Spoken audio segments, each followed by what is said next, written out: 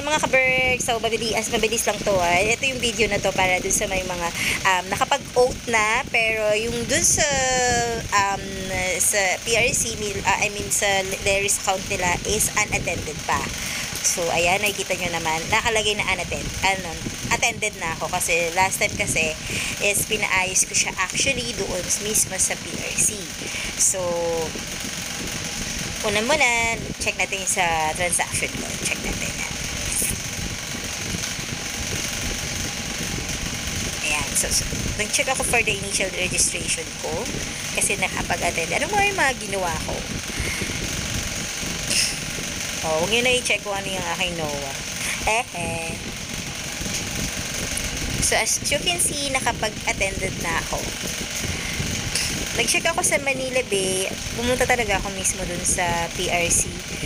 Nag-check ako, pwede ka daw kung makakuha ng slots sa Manila Bay, since dito ka sa Manila. Sa Moraita kasi mas madalas na walang slot. So, ang required lang nila, kung dito ka sa Manila nag-oath, pwede ka daw sa Ayala, Manila Bay.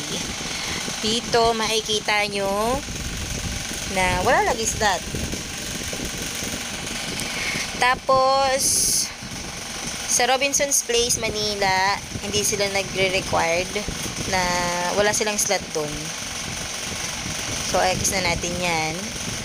And, actually, meron ditong yung sa may Maropa ba yun?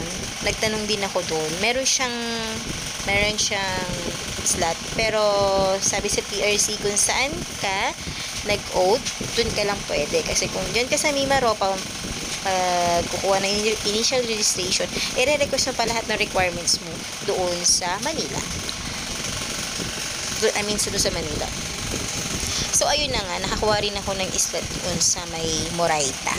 1,050 ang initial registration natin. So, for next week, makakakuha na ako. Ayan, pumunta ako na maaga sa PRC kung pinaakit nila ako sa 3rd floor. Nagantay ako kay sir. Ayan na si sir. Yan, yung nag-ayos sa akin sa cellphone ko, sa Larry's account ko. Kasi unattended pa siya. Kailangan ko na makakuha ng license. So, inayos naman ni kuya. Humingi na siya ng ID. Daling niyo ID niyo, tsaka yung NOA niyo, tsaka yung oath niyo, at tsaka yung picture sa cellphone niyo na talagang patunay na nakatin kayo. So, ayan. Yan yung mga papers na pinakita ko sa kanya. Binigyan niya rin ako ng form. So, sandali lang naman talaga actually.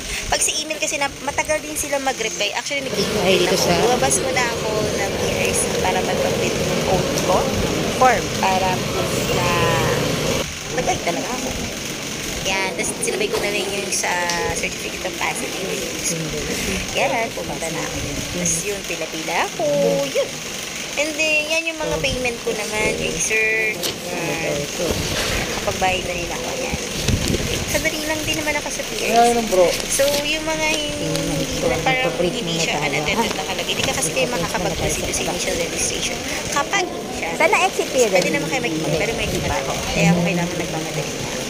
Mabait naman si kuya na pinasikaso niya. So, yun, pauwi na ako. Ang aga ko natapos. Maaga ako natapos actually. Guys, bye-bye!